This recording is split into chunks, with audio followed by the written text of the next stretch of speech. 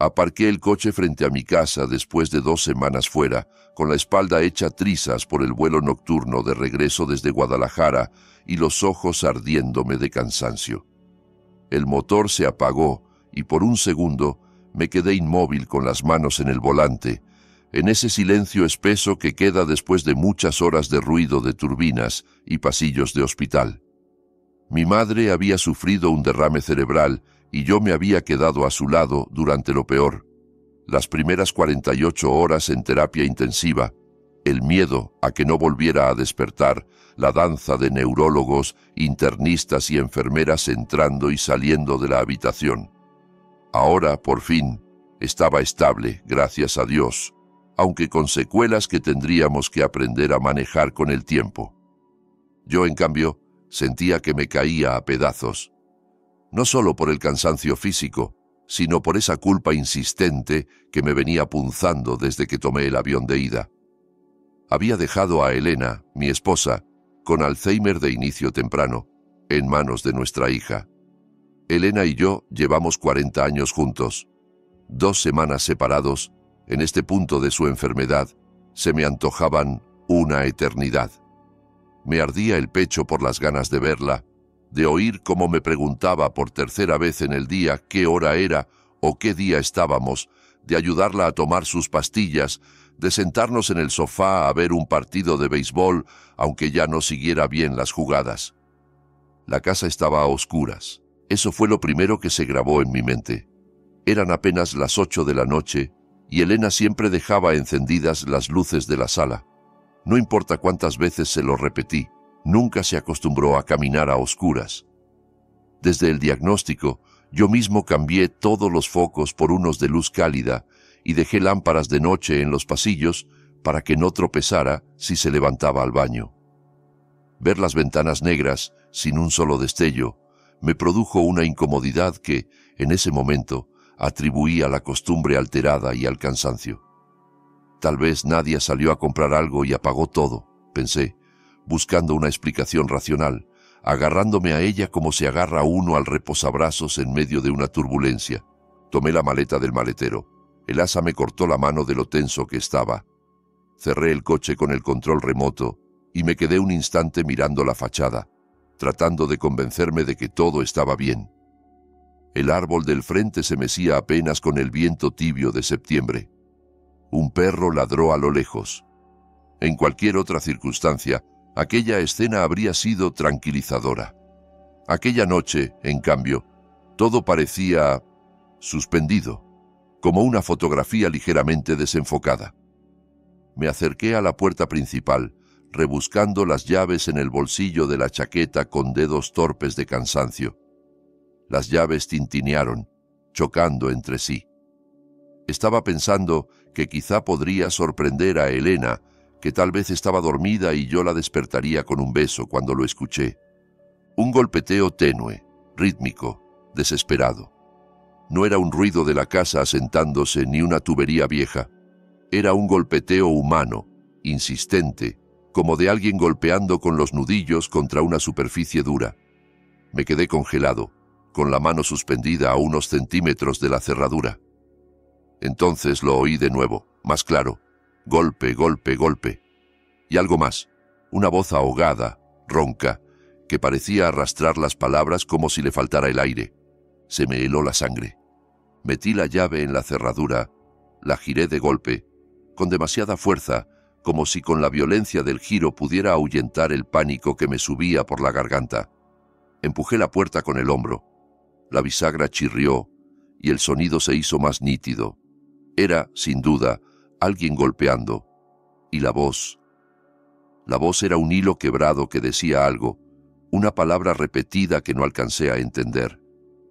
El sonido venía de abajo, del sótano. Solté la maleta sin siquiera fijarme dónde caía. Me lancé por el pasillo casi a ciegas, guiado por la memoria de mi propia casa. Encendí el interruptor de la entrada. La luz amarilla me golpeó los ojos y por un segundo me encandiló. Vi el marco de fotos de nuestra boda en la pared, torcido, un cojín tirado en el suelo de la sala.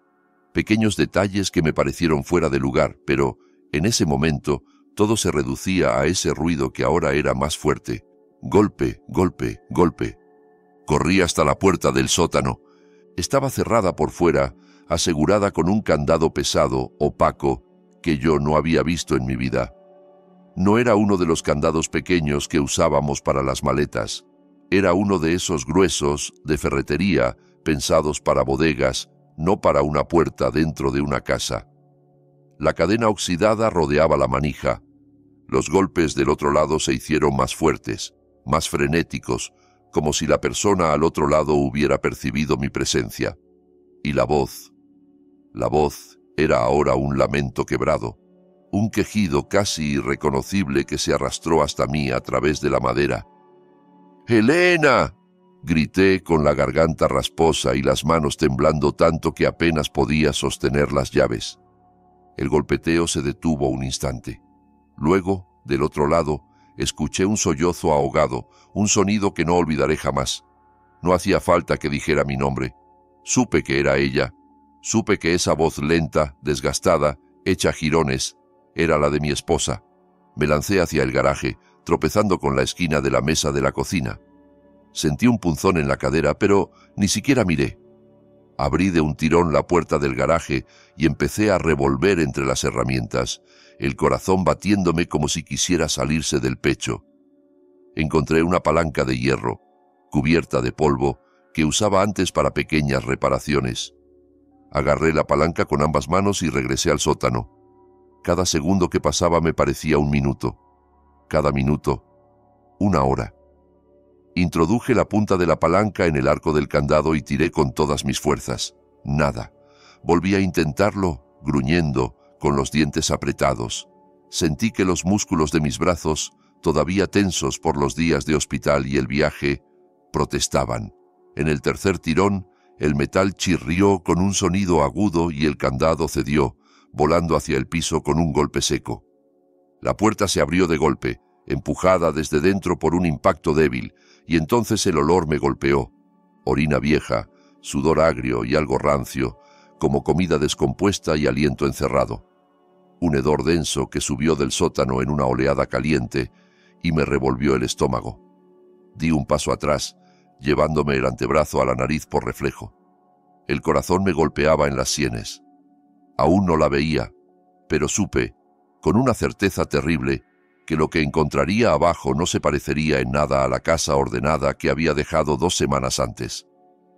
Busqué a tientas el interruptor del sótano y lo encendí. La bombilla del descansillo parpadeó y luego se estabilizó, derramando una luz débil y amarillenta hacia abajo. Y ahí estaba.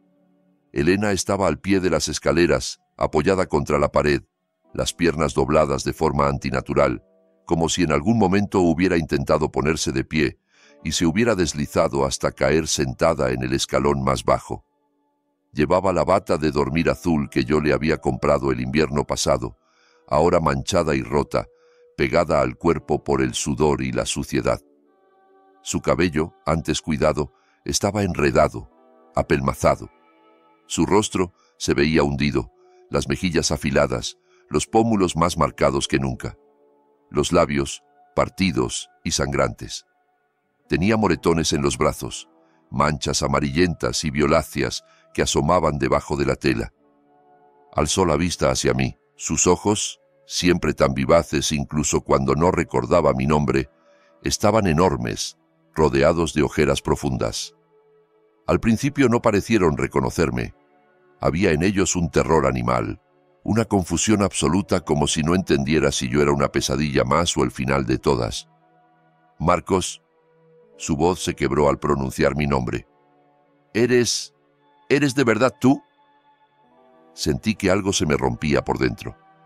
Bajé las escaleras de 2 en 2, casi resbalando, y me arrodillé a su lado. Su piel estaba fría al tacto. La abracé, con cuidado de no lastimarla, y al hacerlo me di cuenta de lo poco que pesaba. Era como sostener a una niña enferma, como esas noches de fiebre cuando Nadia tenía 7 u 8 años y yo la cargaba hasta el baño. «Estoy aquí, mi vida, ya estoy aquí. Te tengo, te tengo», le susurré una y otra vez como un mantra. Sentí sus dedos aferrarse a mi camisa con una fuerza sorprendente, como si su cuerpo entero se sujetara a mí para no hundirse en algún abismo invisible. Mientras la levantaba en brazos, mi mente empezó a correr, desbocada.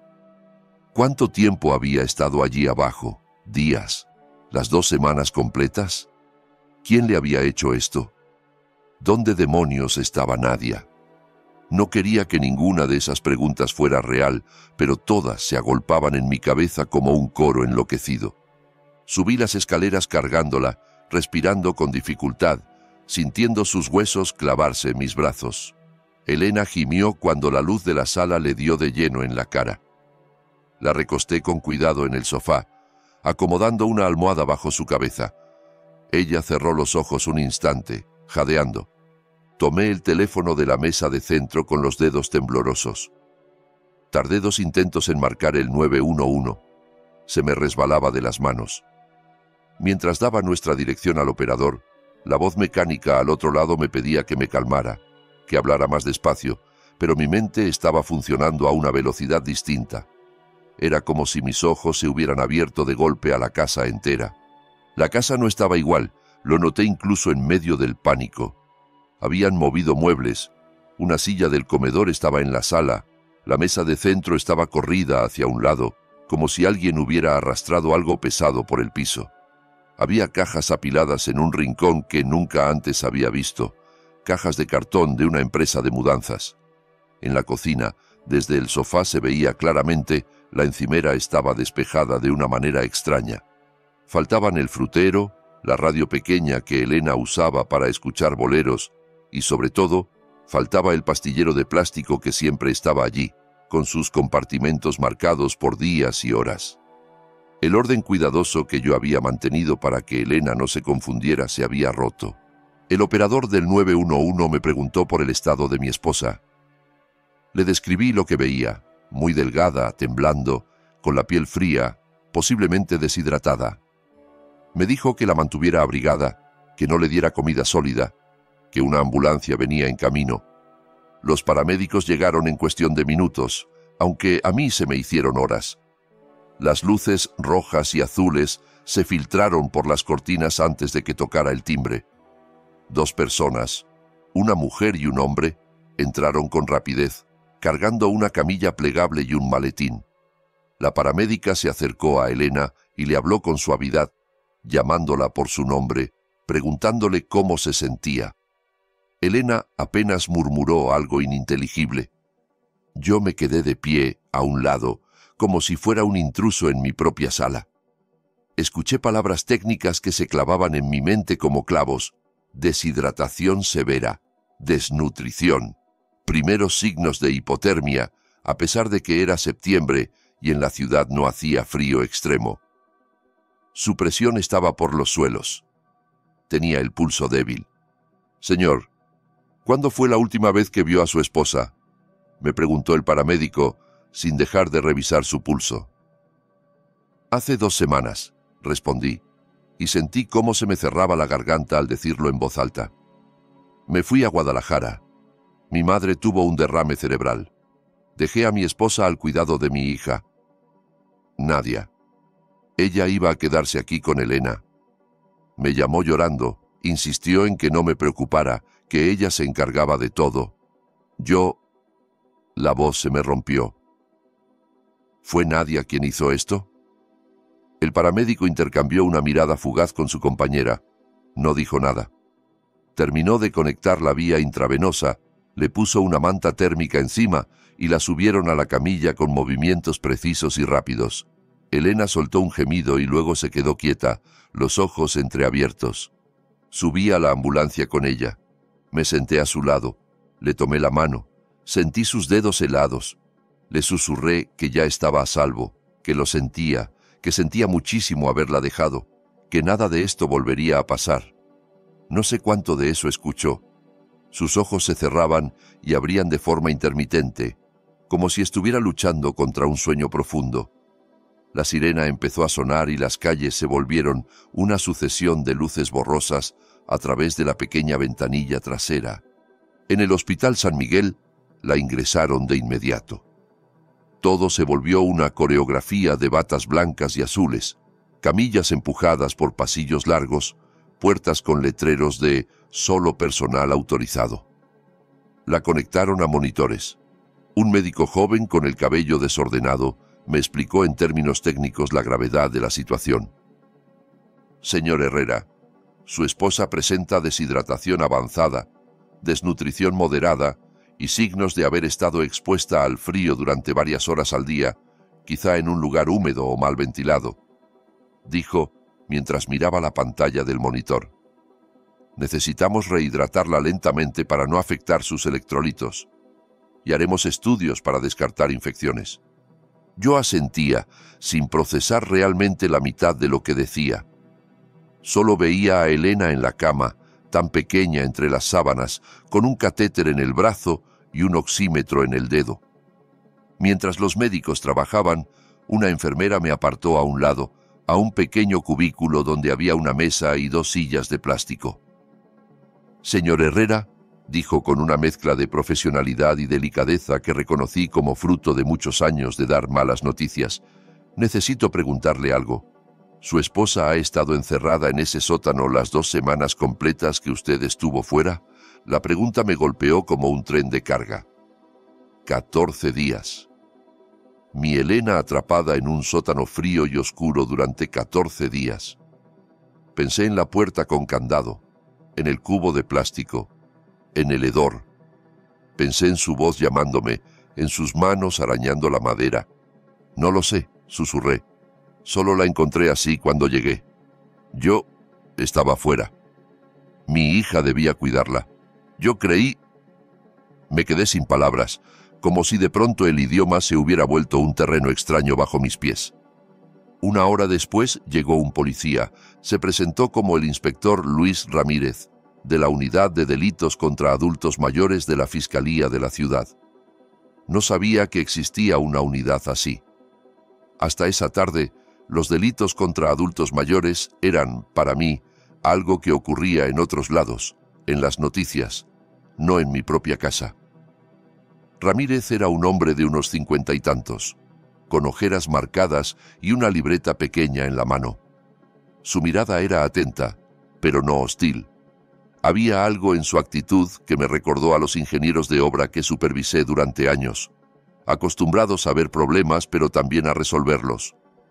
Nos sentamos en la sala de espera, en esas sillas incómodas de plástico que parecen diseñadas para que nadie se quede demasiado tiempo. El murmullo del hospital era un telón de fondo, pasos, timbres, voces bajas. Ramírez abrió su libreta. «Quiero que me cuente todo desde el principio, señor Herrera, con calma, sin saltarse nada, por pequeño que le parezca», dijo. Así lo hice. «Me llamo Marcos Herrera», le dije. «Tengo 65 años, jubilado después de 40 años como ingeniero civil». Le conté cómo Elena y yo nos conocimos en la universidad, cuando ella estudiaba literatura y yo calculaba vigas de concreto. Le hablé de nuestro departamento de recién casados, de la mudanza a la casa de la Colonia del Valle cuando nació Nadia, de los años en que la vida parecía una sucesión predecible de desayunos, escuelas, trabajos y vacaciones familiares. Le hablé de los primeros olvidos de Elena, de cómo al principio pensé que era cosa de la edad, llaves extraviadas, citas médicas que anotaba pero luego no recordaba haber anotado, hasta que un día olvidó el camino de regreso a casa desde el mercado de la esquina y una vecina la encontró dando vueltas por la cuadra, asustada. Le conté del neurólogo, de la resonancia magnética, del diagnóstico de Alzheimer de inicio temprano hace 2 años. La palabra temprano nos golpeó como un pronóstico de tormenta cuando pensábamos que apenas empezaba a nublarse. Le expliqué que la enfermedad avanzaba despacio, que Elena aún podía hacer la mayoría de las cosas con ayuda de rutinas y recordatorios, que sabía quién era yo y reconocía a Nadia. Solo se confundía a veces, perdía la noción del tiempo, mezclaba días, que yo había diseñado una especie de manual involuntario, alarmas en el celular para las pastillas, notas adhesivas en los cajones, cubiertos, tazas, fotos con nombres en algunas puertas, Marcos, Nadia. No era perfecto, pero funcionaba. Le hablé de nuestra hija, Nadia tiene 38 años, le dije. Es contadora pública certificada, trabaja en un despacho mediano en el centro de la ciudad. Nadia siempre fue brillante con los números. De niña jugaba a la tienda y anotaba todo en cuadernos, sumando y restando con un rigor que yo encontraba adorable. De adolescente, ahorró para comprarse su primer teléfono vendiendo pulseras hechas a mano. Se casó con David hace 3 años. David se presentaba como consultor de negocios, aunque nunca me quedó claro a qué se dedicaba exactamente. Siempre estaba hablando de criptomonedas, NFTs, ingresos pasivos y oportunidades únicas. El tipo de jerga que suena a dinero fácil. Nunca me cayó bien, para ser sincero, admití. Pero Nadia parecía feliz, y eso era lo que importaba, o eso creí. Le conté lo de mi madre en Guadalajara. Mi hermana llamándome a las 3 de la mañana, con la voz quebrada, para decirme que mamá había caído en el baño, que no reaccionaba, que la ambulancia se la llevaba al hospital. Mi viaje de urgencia al aeropuerto, la maleta hecha a trompicones entre llamadas al neurólogo de Elena, para preguntarle si era seguro que me fuera unos días, siempre y cuando dejara a Elena en buenas manos. Nadia se ofreció de inmediato. Dije, «Papá, no te preocupes por nada. Yo me encargo de mamá. Tú concéntrate en la abuela», me dijo. Me sentí agradecido, incluso aliviado. Ella conocía las rutinas de su madre, sabía dónde estaban todos los medicamentos, cómo manejar sus episodios de confusión. Creí que no podía haber mejor cuidadora que su propia hija. La llamé todos los días desde Guadalajara. La primera semana, Nadia contestó siempre. «Mamá está bien, papá», me decía. «Estamos viendo sus programas favoritos. Ya comió. No te preocupes». Ponía a Elena al teléfono a veces, pero las conversaciones eran cortas. «¿Cuándo vienes?», me preguntaba ella. «Pronto, mi vida. Tengo que ayudar a la abuela». «¿La abuela está enferma?», volvía a preguntar al minuto. Y así, en bucle. Fue en la segunda semana cuando las llamadas empezaron a irse directo al buzón. Nadia, en vez de contestar, mandaba mensajes. «Perdón, estoy ocupada con mamá. Está bien, te llamo luego».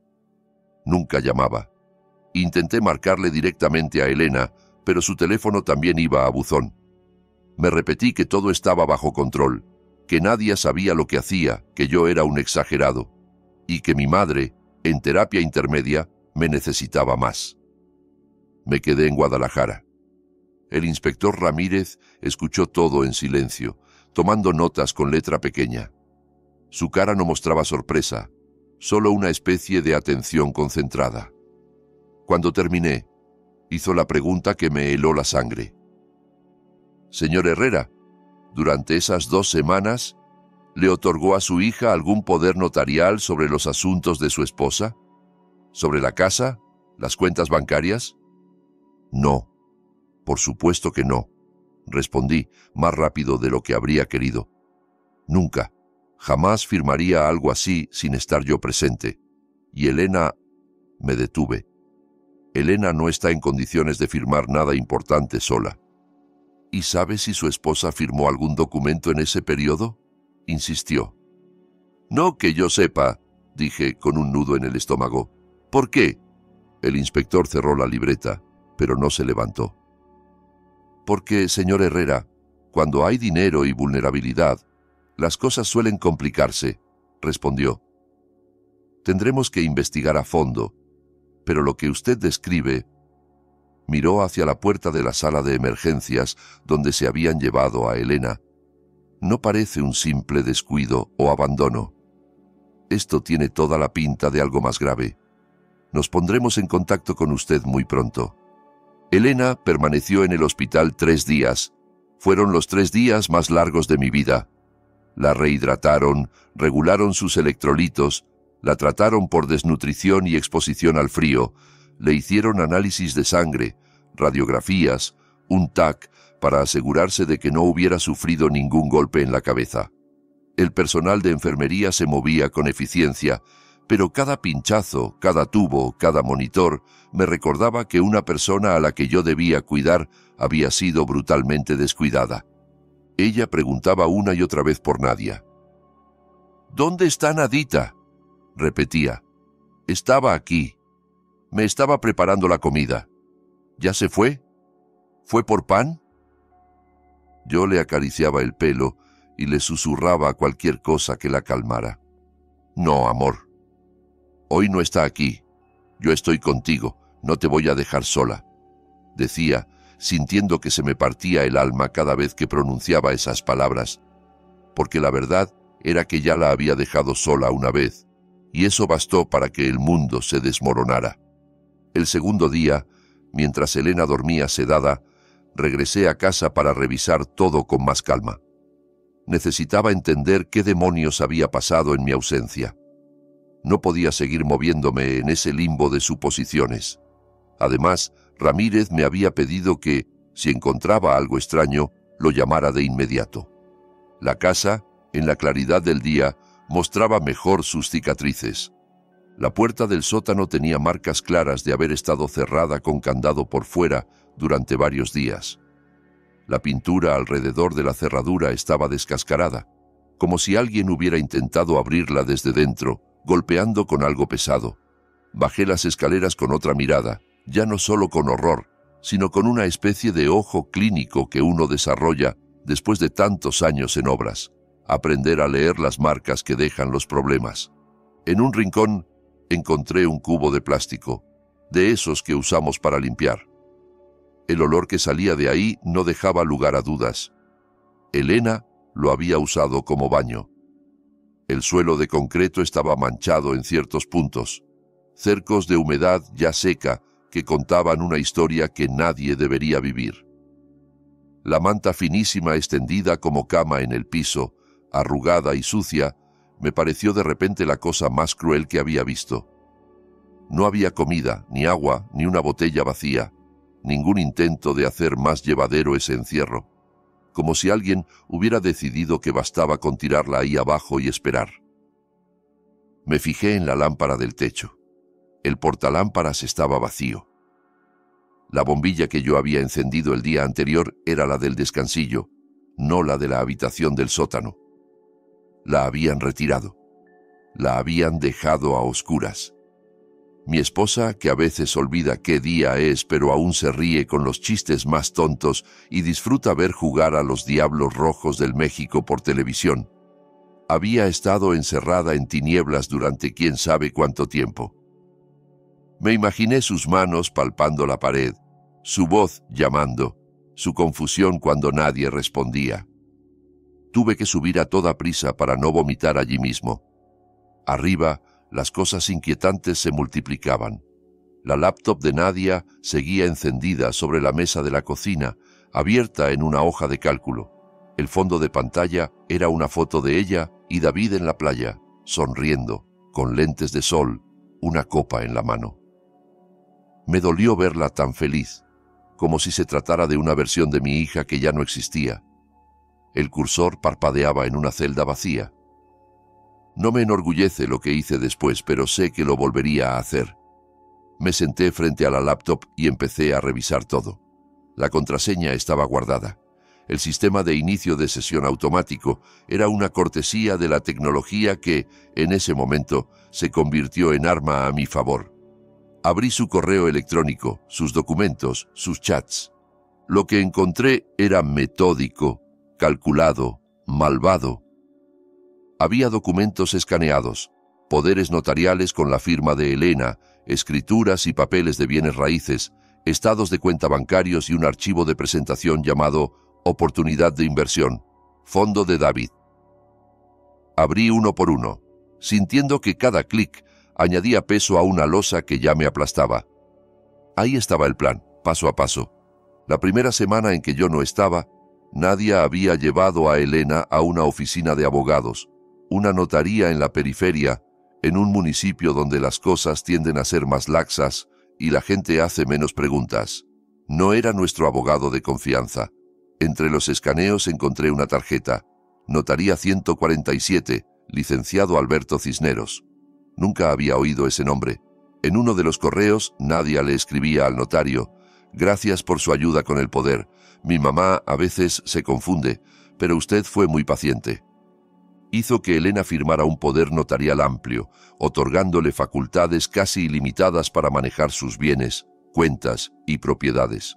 Aprovechó su confusión para convencerla de que solo eran papeles para ayudar a papá.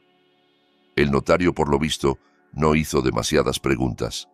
La firma de Elena estaba temblorosa, más inestable que la que yo conocía, pero reconocible. Al lado de la rúbrica había una nota mecanografiada. La otorgante manifiesta estar en pleno uso de sus facultades mentales. Una mentira, sellada y firmada. Con ese poder en la mano, Nadia había accedido a nuestras cuentas bancarias conjuntas, a las que compartíamos desde hacía décadas. Había retirado $75,000 de nuestros ahorros, dinero guardado a lo largo de años, con pequeñas aportaciones mensuales, bonos, liquidaciones, todo pensando en el futuro cuidado de Elena conforme avanzara el Alzheimer. Dinero que yo imaginaba convertido algún día en enfermeras, terapias, residencias, no en un fondo de inversión dudoso. Además, había abierto una línea de crédito con garantía hipotecaria sobre nuestra casa por otros $100,000.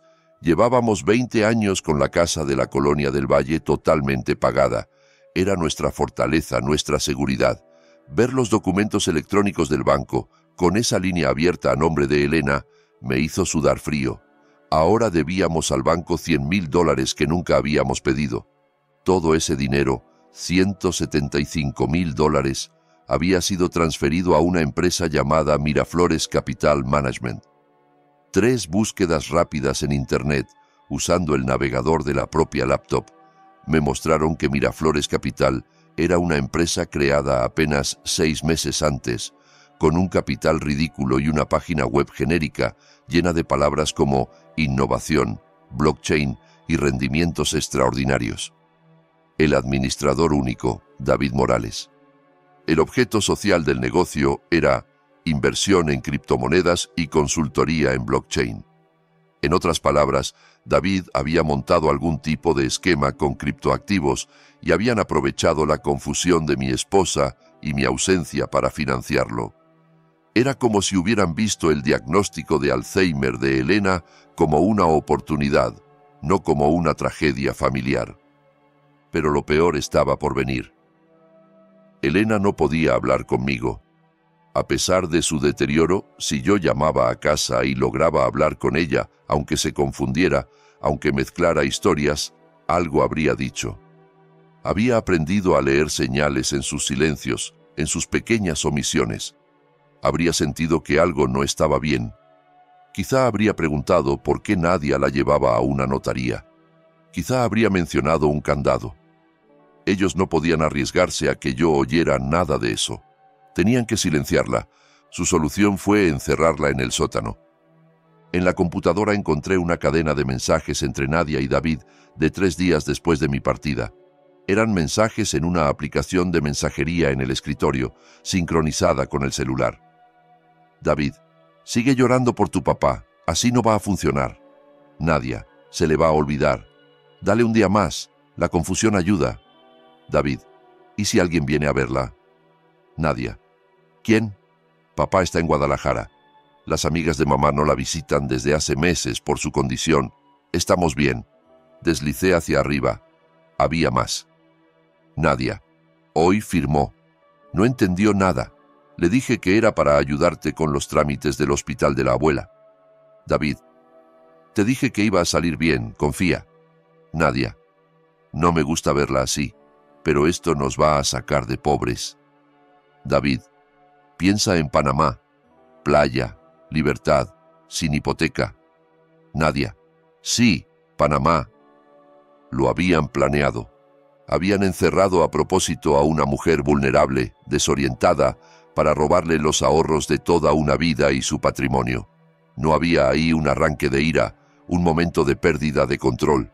Era frío, era racional, era, en términos técnicos, un proyecto.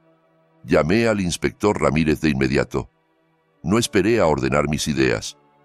Hablé atropelladamente, entre respiraciones rápidas, diciéndole que tenía que venir, que había encontrado algo, que no podía creerlo, pero ahí estaba. Llegó a la casa con otros 2 agentes. Les enseñé todo: la laptop, los documentos escaneados, los correos, los mensajes, el estado del sótano, el cubo, la manta, las marcas en la puerta. Uno de los agentes tomó fotografías de todo. Otro pidió permiso para clonar el disco duro de la computadora. «Señor Herrera», dijo Ramírez al cabo de un rato, mientras revisaba en su propia tablet las imágenes de los documentos, «esto no es solo maltrato. Esto es maltrato a persona mayor, explotación financiera, privación ilegal de la libertad y posiblemente fraude bancario. Intentaremos obtener una orden de cateo para el departamento de su hija lo antes posible. Necesitaremos también el testimonio de su esposa cuando pueda declarar, aunque sea de forma limitada, pero con esto…» Levantó la vista. «Con esto basta y sobra para presentar cargos». «¿Dónde está mi hija ahora?», pregunté, con un tono que me sorprendió a mí mismo, una mezcla de desesperación y rabia. «Todavía no lo sabemos», admitió Ramírez. «¿Tiene su dirección?». Se la di. Nadia y David vivían en un departamento en la zona de Santa Fe, a unos 20 minutos en coche si el tráfico ayudaba. Ramírez hizo una llamada. Habló con alguien de la fiscalía, mencionó flagrancia posible, evidencia en riesgo, adulto mayor en peligro. Al cabo de una hora, me comunicó que ya había agentes en camino al edificio. No los encontraron allí. Lo que sí hallaron en el departamento añadió más cargos. El lugar estaba casi vacío, sin muebles, closets vacíos, todo empacado.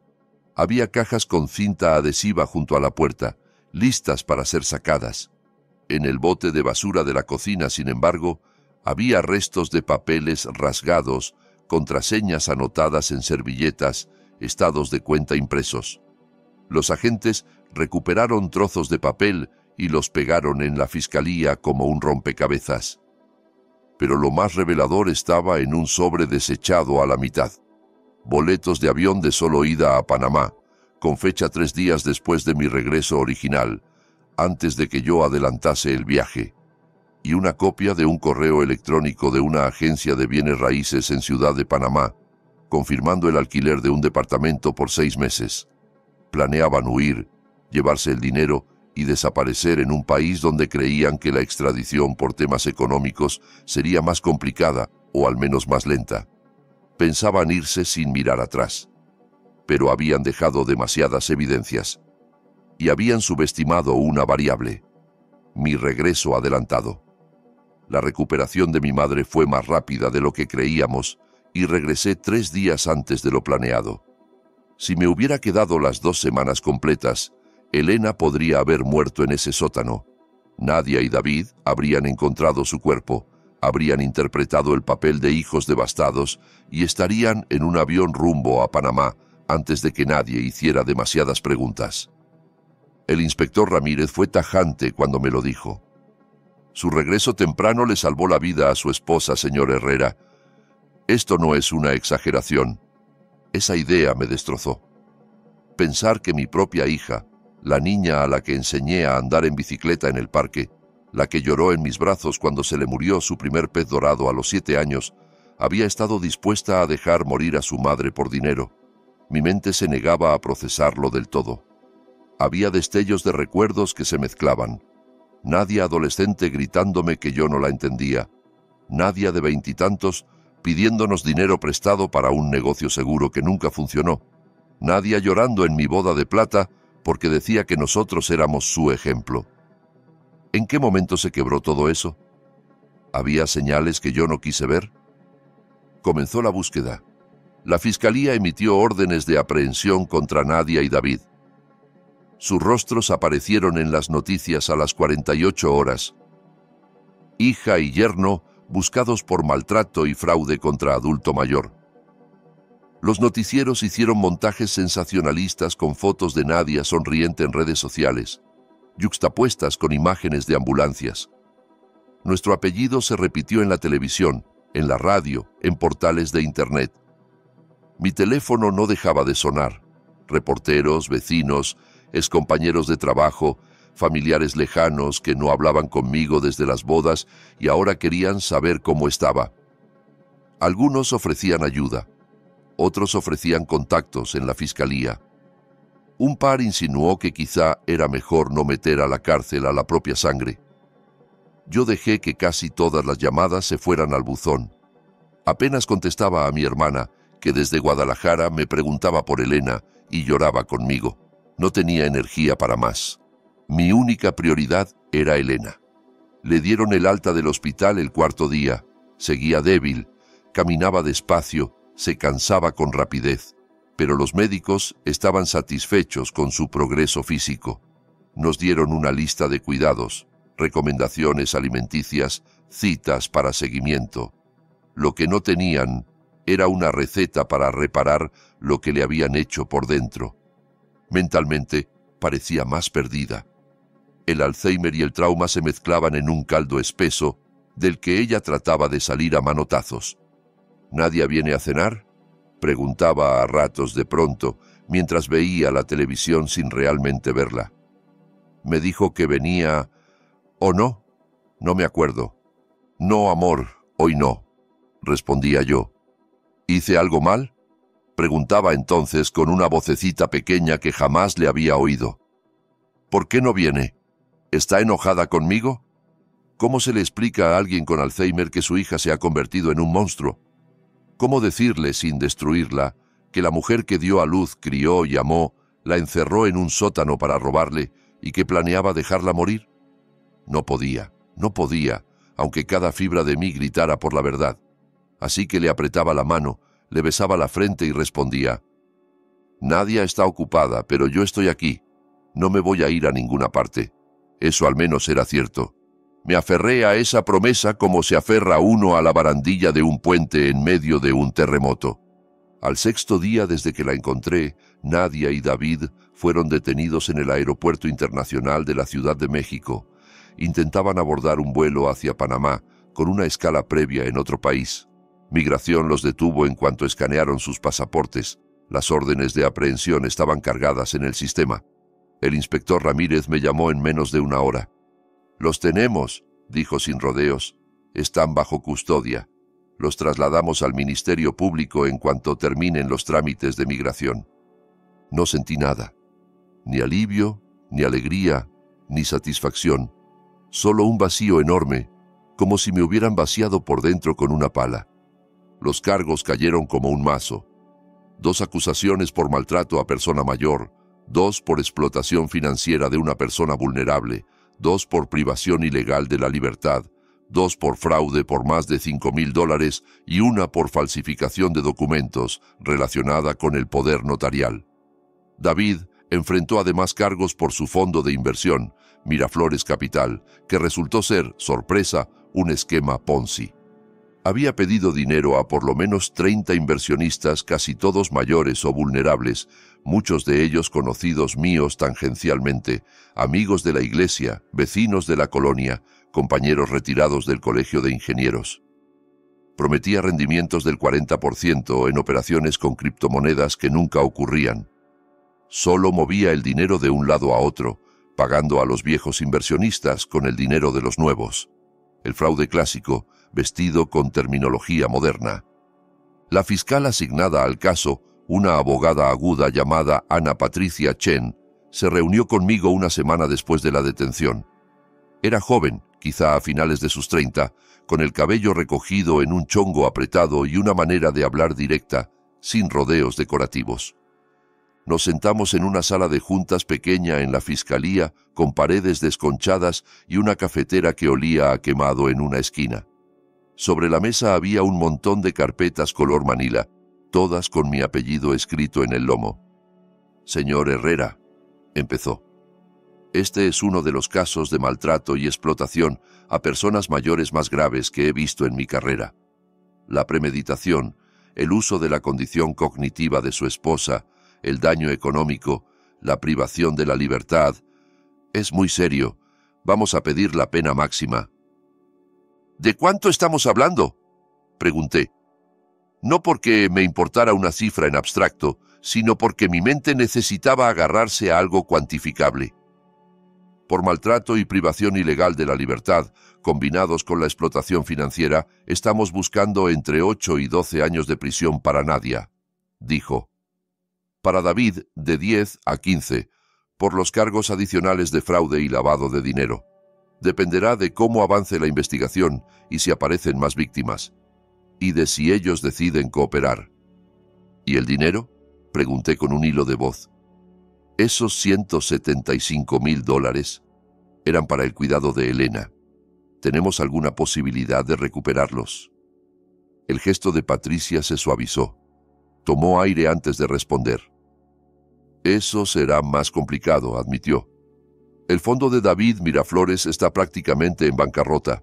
El dinero se ha movido entre cuentas, se ha gastado, se ha enviado a plataformas en el extranjero. Vamos a pedir órdenes de restitución y haremos todo lo posible por rastrear los fondos. Pero necesito que sea realista respecto a lo que se puede recuperar. En muchos casos como este, el dinero simplemente se ha ido. En otras palabras, los $175,000 se habían esfumado. Nuestros ahorros y el valor extraído de la casa habían desaparecido en el hoyo negro del fraude de David. Lo que antes era una cifra de cuenta bancaria se convertía ahora en deuda, en hipoteca, en facturas médicas. Hice la pregunta que me perseguía desde que encontré la computadora. ¿Lo sabía?, dije, mirando mis propias manos. Nadia, ¿sabía que lo de David era un fraude? ¿O estaba engañada también? Patricia abrió una de las carpetas, sacó unas hojas llenas de impresiones de correos y chats. Por los correos y mensajes que hemos recuperado, sí, respondió. Lo sabía. Ella ayudó a reclutar inversionistas. De hecho, convenció a al menos 2 compañeros suyos del despacho para entrar. Preparó estados financieros falsos para el fondo. No solo estaba al tanto del esquema, sino que participó activamente. No estamos hablando de alguien que fue arrastrado sin entender. Su hija fue cómplice. Mi hija no era la víctima de una estafa de su marido. Era su socia, su aliada. La audiencia de fianza fue una tortura. El abogado de Nadia, un hombre con traje caro y expresión compungida, pidió que la dejaran en libertad mientras esperaba el juicio. Sin antecedentes penales, arraigo en la comunidad, empleo estable, lazos familiares. Mi clienta no representa un riesgo de fuga, dijo, como si los boletos a Panamá fueran un malentendido turístico. Sugirió que la presión mediática la había llevado a tomar decisiones apresuradas. La fiscalía argumentó lo contrario. Claro riesgo de huida, evidencia tangible de un plan para abandonar el país, capacidad para ocultar dinero, peligro continuo para Elena y para otros potenciales inversionistas. El inspector Ramírez testificó sobre el estado en que encontramos el sótano. Patricia, con frialdad quirúrgica, repasó los mensajes donde hablaban de Panamá, de empezar de cero y de se le va a olvidar. El juez, un hombre de lentes gruesos y voz grave, escuchó todo. Al final, sus palabras fueron claras. Este tribunal considera que los riesgos de fuga y de obstrucción de la justicia son altos. La fianza es denegada. Los imputados permanecerán recluidos en el centro de detención del sur de la ciudad hasta el juicio. Yo estuve presente en esa audiencia. Me senté en la última fila y vi a mi hija, con un mono naranja, las manos esposadas al frente, suplicar al juez que la dejara salir. Lloraba, pedía perdón, decía que había cometido un terrible error, que no había dimensionado las consecuencias. Cuando me vio, giró la cabeza y me buscó con la mirada. Nuestros ojos se encontraron. Sus labios se movieron sin sonido al principio, luego pude leerlos. «Papá, por favor». Me levanté y salí. No pude sostenerle la mirada, no en ese contexto, no con todas las imágenes del sótano superpuestas a la cara de la niña que una vez fue. El caso penal seguía su curso, pero yo no me conformé con esperar la justicia de los tribunales. No podía quedarme de brazos cruzados viendo cómo los procesos avanzaban al ritmo lento del sistema, mientras las facturas se apilaban en la mesita del recibidor. Contraté a un abogado, Cristóbal Valdés, socio de un despacho especializado en derecho de personas mayores y litigios de herencias. Era un hombre de unos 60 años, con el pelo blanco y la mirada cansada de quien ha visto demasiadas familias romperse por dinero. Su consejo fue claro. «Marcos, tienes bases para una demanda civil sólida», me dijo mientras hojeaba los documentos que le llevé. «No va a hacer que el dinero aparezca de la nada, pero puedes asegurarte de que, si alguna vez tu hija y tu yerno tienen bienes, no los disfruten tranquilamente. Demándalos por todo lo que se llevaron y por el daño que le causaron a Elena. Aunque ahora no tengan nada, podrían tener salarios, propiedades, herencias en el futuro. Congélalo desde ya». 2 semanas después presentamos la demanda.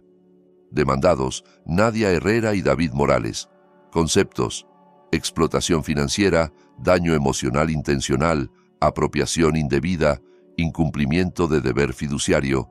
Daños reclamados: $175,000, sustraídos más $200,000 adicionales por el sufrimiento de Elena. Cristóbal redactó cada párrafo con precisión quirúrgica.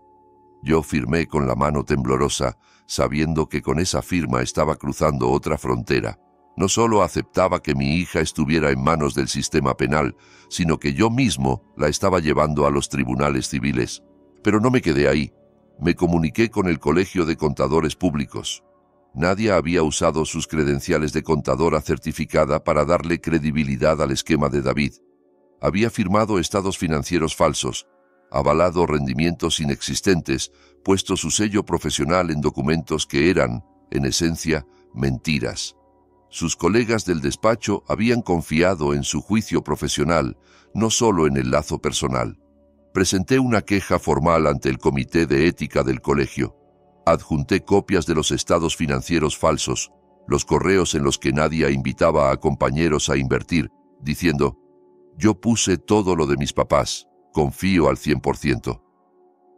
En menos de un mes, el colegio suspendió su licencia de contadora, a la espera del resultado del juicio penal. Si resultaba culpable, quedaría inhabilitada de forma permanente. Nunca volvería a ejercer.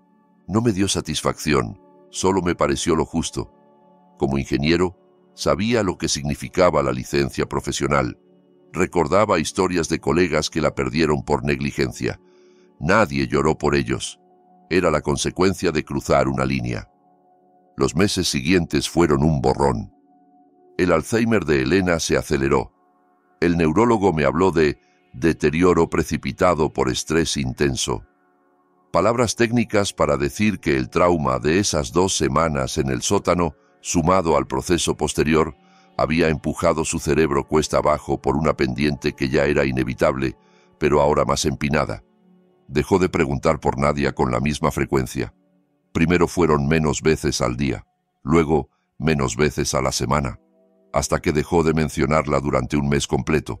Uno pensaría que eso sería un alivio. No lo fue, porque cada pregunta dolía, sí, pero también era un recordatorio de que en algún lugar de su mente todavía existía la figura de su hija. El día que me di cuenta de que llevaba semanas sin mencionar a Nadia, sentí que algo se había apagado definitivamente. Contraté a una cuidadora de tiempo completo, Rosa, recomendada por una asociación de apoyo a familiares de pacientes con demencia. Rosa era una mujer de mediana edad, paciente y firme, que sabía cómo manejar la repetición de preguntas, los cambios de humor, los episodios de agitación al anochecer. Ella se encargaba de que Elena se bañara, comiera, se cambiara de ropa, tomara sus medicinas. Yo, mientras tanto, lidiaba con bancos, abogados, citas con la fiscalía. Las facturas se acumulaban, gastos médicos, honorarios de abogados, mensualidades de la nueva hipoteca sobre una línea de crédito que nunca quisimos. Nos estábamos ahogando económicamente y los responsables estaban en la cárcel esperando juicio. La audiencia preliminar tuvo lugar en enero, 5 meses después de rescatar a Elena. Fue la primera vez que me tocó testificar formalmente ante un juez en el caso penal.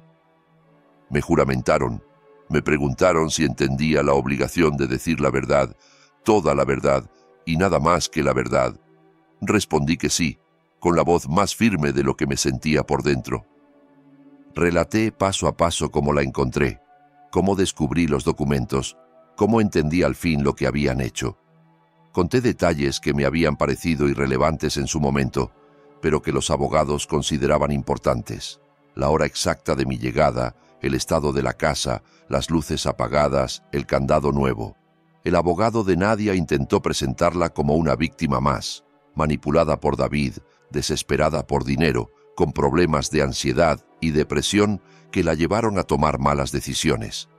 Sugirió que quizá el encierro en el sótano había sido una medida temporal que se salió de control.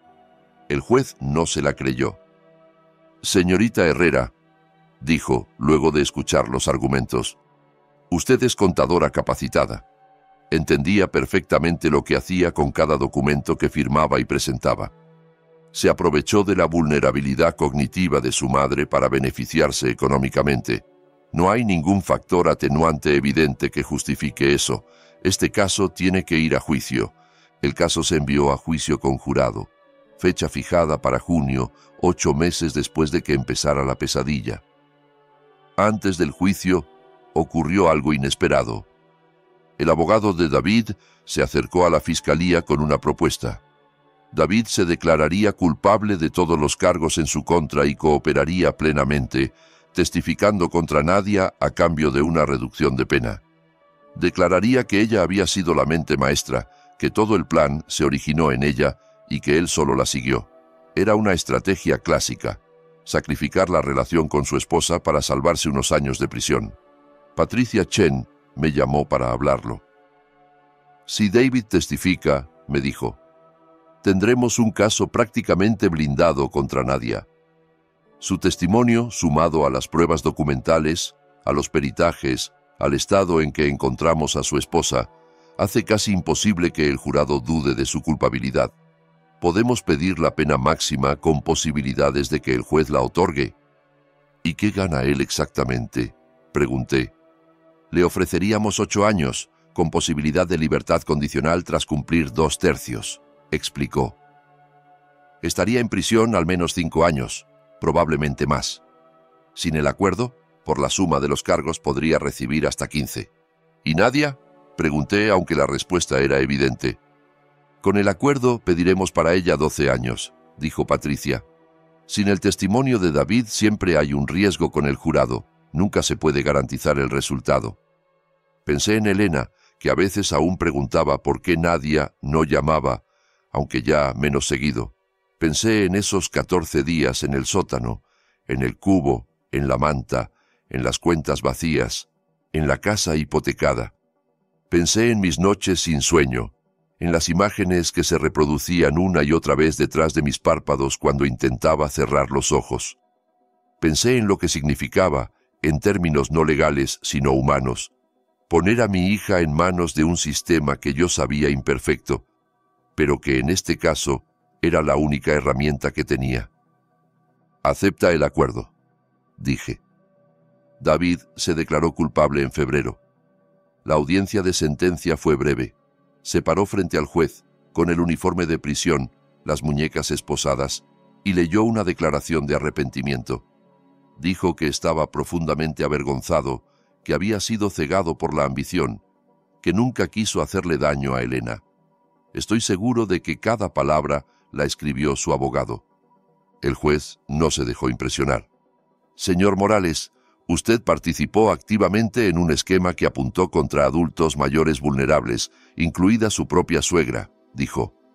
«Puso las ganancias por encima de la dignidad humana. 8 años en prisión federal, con posibilidad de libertad condicional según la ley. Además, deberá pagar restitución a las víctimas en la medida en que sea posible». «Uno menos», pensé, mientras lo veía ser conducido fuera de la sala. Quedaba Nadia. El juicio de Nadia comenzó en junio y duró 3 semanas. Fue un proceso extenuante, no solo por la carga emocional, sino por la longitud de cada día de audiencia. Llegábamos temprano, nos sentábamos en las bancas de la sala, escuchábamos testimonios, veíamos documentos proyectados una y otra vez. El jurado, 12 personas de rostros cansados, Miraba todo con mezcla de fascinación y horror. La fiscalía presentó todas las pruebas: el poder notarial fraudulento, las transferencias bancarias, los estados de cuenta, las imágenes del sótano, los mensajes planeando la huida a Panamá, los correos reclutando inversionistas. Peritos en grafoscopía explicaron por qué la firma de Elena en el poder notarial mostraba signos de temblor asociados a deterioro neurológico. Especialistas en geriatría hablaron de la vulnerabilidad cognitiva de pacientes con Alzheimer. Expertos en finanzas explicaron el esquema Ponzi. Llamaron también a otras víctimas de Miraflores Capital, un matrimonio de ancianos que había puesto sus ahorros de jubilación en el fondo porque Nadia nos dijo que era seguro. Ella es contadora.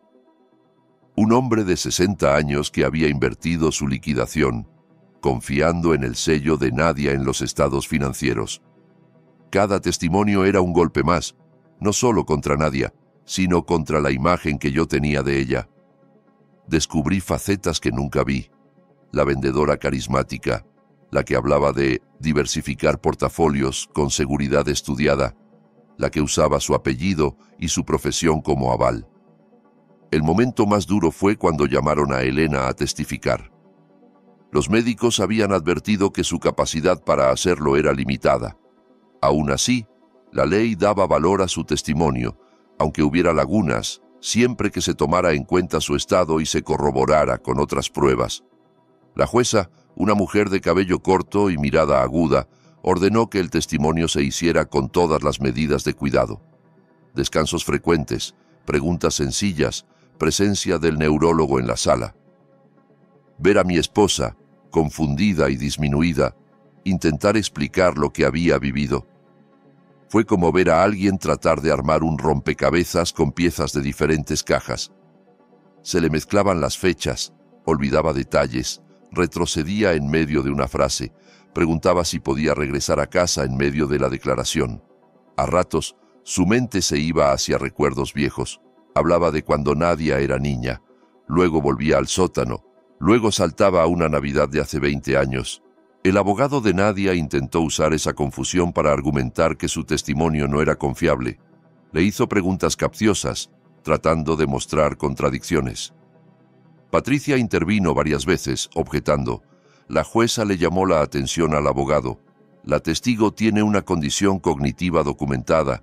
Ajuste su interrogatorio o se terminará la comparecencia. Entonces la fiscalía hizo algo que yo no sabía que tenían preparado. Proyectaron el video del cateo en el sótano.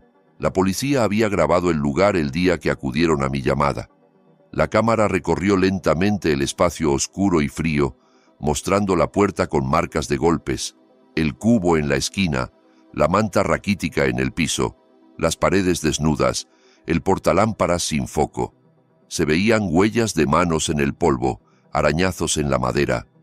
El jurado miraba en silencio.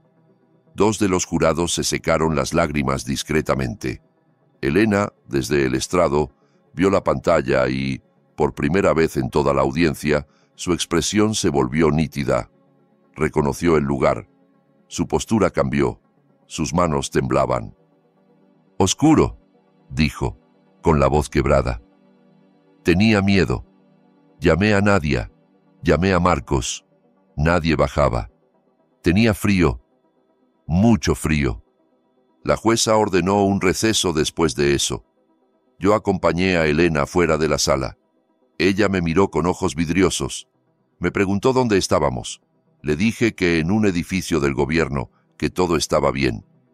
Me preguntó si Nadia vendría a comer ese día.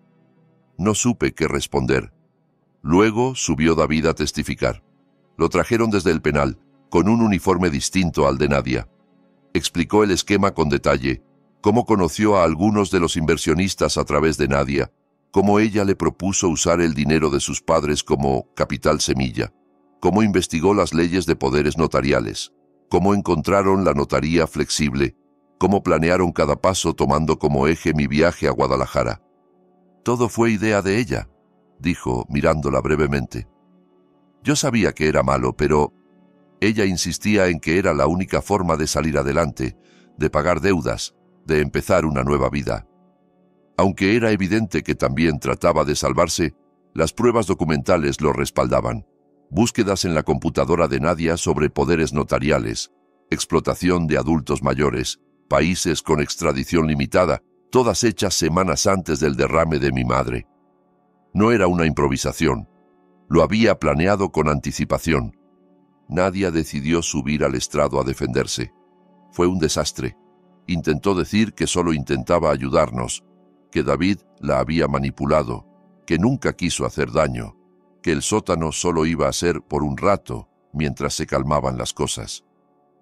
La fiscal la enfrentó con sus propios mensajes. Se le va a olvidar. Dale un día más. La confusión ayuda. Panamá nos espera. Ya firmó todo. ¿Es ahora o nunca? Señorita Herrera, dijo Patricia en el contrainterrogatorio, usted le escribió a su esposo. Se le va a olvidar. Dale un día más. La confusión ayuda. Habla de su madre, ¿correcto? Nadia se quedó en silencio. ¿Qué esperaba que olvidara exactamente?, insistió Patricia. Yo, balbuceó Nadia. Ella se ponía nerviosa. Encerró a su madre en un sótano sin comida ni agua durante 14 días, la interrumpió Patricia. Le robó los ahorros de toda su vida, planeó huir del país con ese dinero, y pretende que este tribunal crea que nunca quiso hacerle daño a nadie. Nadia rompió a llorar. El jurado no se inmutó. Las deliberaciones duraron 4 horas. Para mí fueron 4 siglos. Me senté en el pasillo, con las manos entrelazadas, mirando el piso. De vez en cuando alguien salía de la sala. Un abogado, un oficial, un periodista. Ninguno decía nada. Era como estar en la sala de espera de una cirugía de la que dependía no solo la vida de una persona, sino el sentido de justicia de todo un fragmento de mi historia. Veredicto: culpable de todos los cargos. La sentencia se dictó 2 meses después. La jueza quiso tiempo para revisar todos los peritajes, las recomendaciones de la fiscalía, los antecedentes. Yo presenté una declaración de impacto a la víctima de 5 páginas. La escribí de madrugada, a lo largo de varias noches, sentado en la mesa de la cocina mientras Elena dormía en la habitación, con la televisión encendida en bajo volumen porque el silencio absoluto me resultaba insoportable.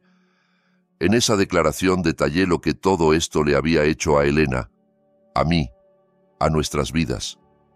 Cómo habíamos perdido no solo el dinero, sino la sensación de seguridad, la confianza básica en las relaciones familiares. Hablé de los 14 días en el sótano, de las noches en el hospital, de los sobres de facturas acumulándose, del miedo constante a no poder costear el cuidado que Elena necesitaría.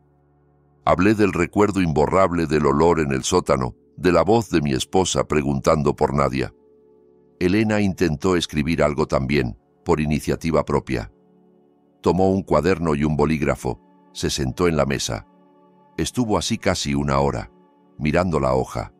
Al final, solo escribió su nombre, una vez, y luego lo repitió debajo, con letras cada vez más torcidas.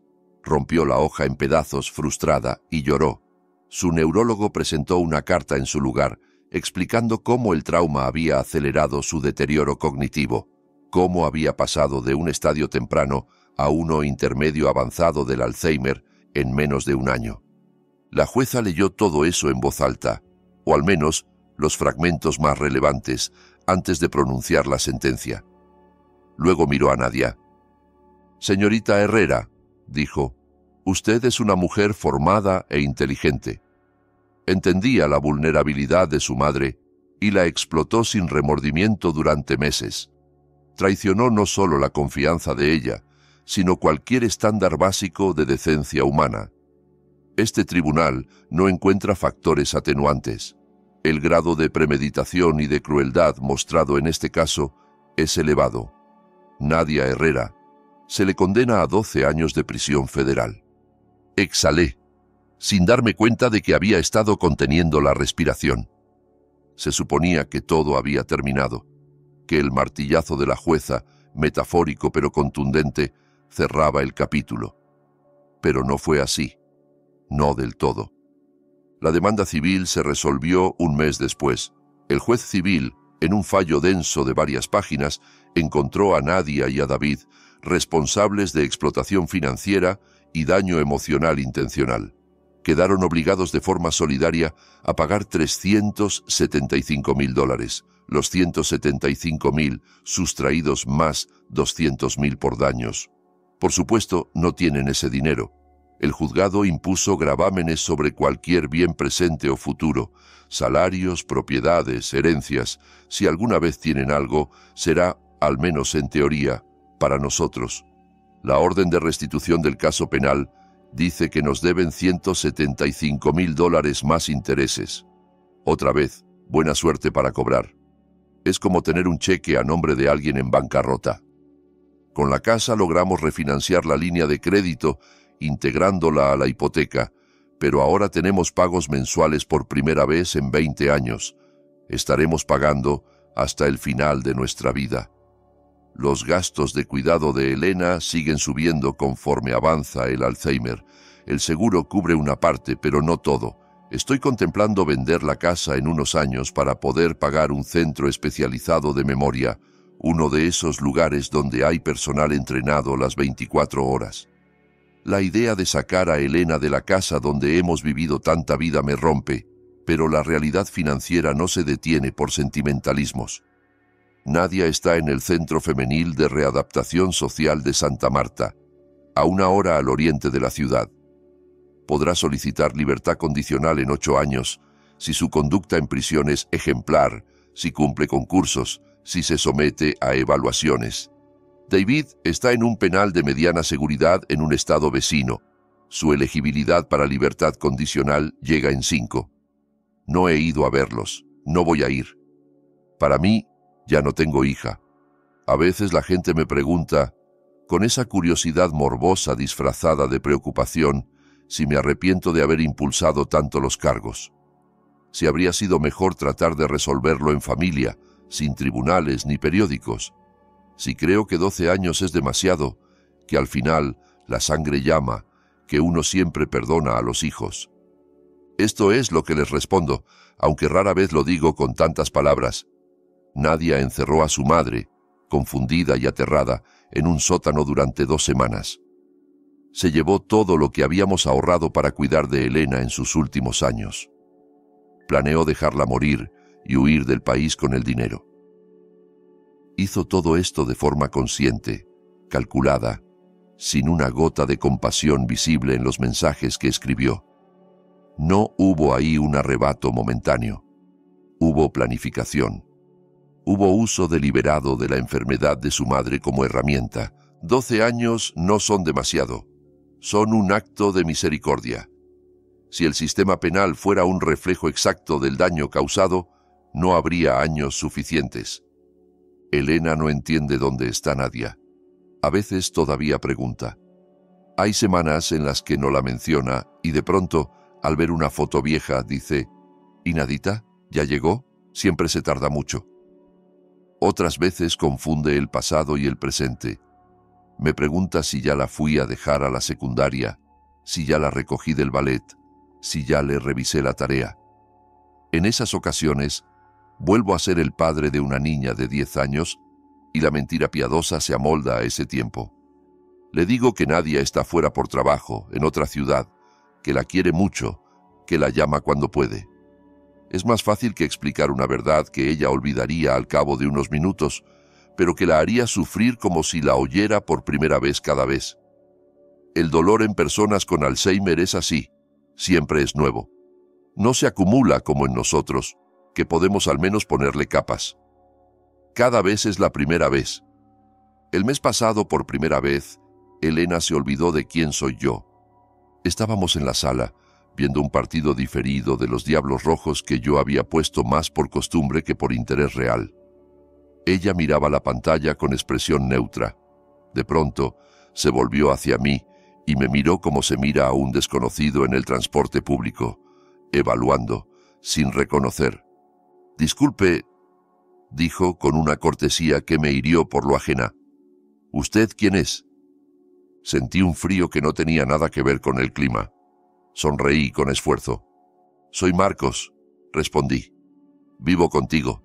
Soy tu esposo. Ella frunció el ceño. No, mi esposo, dudó. Mi esposo es un ingeniero. Se parece un poco a usted, pero es más joven. Me reí con un nudo en la garganta. Pues sí, hace 40 años era más joven, dije. Sigo siendo yo. Duró solo 1 hora. Luego, como si una nube se hubiera corrido, volvió a mirarme y dijo, Marcos, ¿ya comimos? Pero esa hora me enseñó algo que había preferido no ver de frente. Ya empezó la etapa final. El tramo del camino en el que las pérdidas ya no son solo de recuerdos aislados, sino de identidades. Pienso mucho en todo esto, en la justicia, en la familia, en la memoria. Pienso en cómo Nadia no solo nos robó dinero, sino tiempo. El tiempo que Elena y yo teníamos antes de que el Alzheimer se la llevara por completo. Esas 2 semanas deberíamos haberlas pasado juntos, quizá viendo partidos, caminando despacio por el parque, repitiendo las mismas anécdotas de siempre, discutiendo por cosas pequeñas que luego olvidamos. Yo debería haber estado quejándome del café demasiado cargado que ella insistía en preparar, o de su manía de cambiar los muebles de lugar. En vez de eso, Elena las pasó en el infierno. Pasó 14 días en un sótano oscuro, sin entender por qué estaba ahí, llamando a personas que no respondían, sintiendo cómo el frío se le metía en los huesos. Esos 14 días, y todos los que vinieron después, erosionados por el estrés, el miedo y el trauma, se han ido para siempre. No hay sentencia, no hay restitución, no hay disculpa que los recupere. Así que no me arrepiento de los 12 años. Lo haría de nuevo. Si el sistema me hubiera preguntado si quería perseguir cargos, habría dicho que sí, una y otra vez, aunque eso significara firmar en contra de mi propia sangre. La justicia no es venganza, es responsabilidad. Es dibujar una línea en el suelo y decir, de aquí no se pasa sin consecuencias. Es decir en voz alta y clara que hay cosas que son imperdonables, no por falta de amor, sino por respeto a las víctimas. Mi hija lo aprendió por las malas. Ojalá todos los que escuchen esta historia lo aprendan por las buenas. La confianza de la familia es sagrada. No porque la sangre sea mágica, sino porque, en teoría, es el primer lugar donde deberíamos estar seguros. Si alguien rompe esa confianza con premeditación y crueldad, no puede sorprenderse cuando las consecuencias lo rompen a él. En cuanto a Elena y a mí, seguimos aquí, seguimos luchando, seguimos juntos. Nuestro mundo se ha encogido. Ya no es la ciudad entera, ni los viajes a la playa, ni las cenas con amigos. Ahora es la casa, el consultorio del neurólogo, el parque de la esquina donde aún podemos caminar tomados de la mano algunos días. Hay mañanas en las que Elena se despierta y me sonríe con esa sonrisa antigua, la de antes de la enfermedad, y por unos minutos habla con claridad, recuerda cosas, hace bromas. Esos minutos son mi tesoro. Luego el velo vuelve a caer, pero yo guardo lo que vi. Es más de lo que Nadia quería para nosotros. Ella, con su plan, nos negó tiempo. El sistema, con sus años de prisión, se lo niega a ella. Y sinceramente, a estas alturas esa es la única justicia que de verdad importa. Que pese a todo, Elena y yo aún podamos mirarnos a los ojos algunos días y reconocernos. Que podamos aferrarnos, aunque sea con las uñas, a la parte de nuestra historia que no pudieron robarnos. Lo demás, el dinero, las sentencias, los fallos, son papel. Lo que me queda de vida lo voy a invertir en estar al lado de Elena, hasta que su memoria me deje ir por completo. Y cuando eso pase, cuando ella ya no sepa quién soy, seguiré ahí. No porque ella lo recuerde, sino porque yo sí. Y porque, a diferencia de mi hija, yo sé de qué lado quiero estar cuando todo se termina.